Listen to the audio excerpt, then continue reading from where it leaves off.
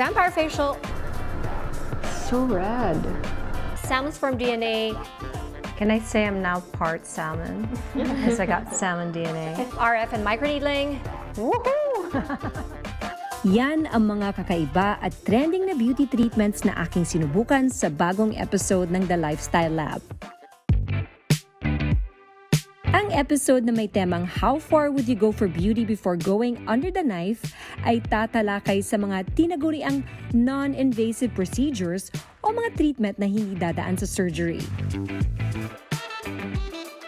Kahit masakit at mahal ang ilan sa kanila, bakit nga ba madami pa rin ang gumagawa nito? Sinasabing isa sa mga dahilan kung bakit hot topic at mas marami ang gustong sumubok sa mga beauty treatments ay dahil sa impluwensya ng social media at mga celebrities na pinagbabasihan ng standards of beauty ngayon.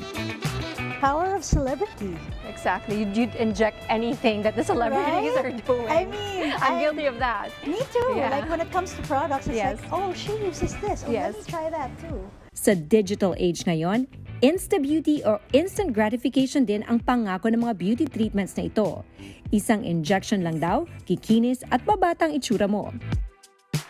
Susubukan namin kung kapansin-pansin nga ba ang pagkakaiba.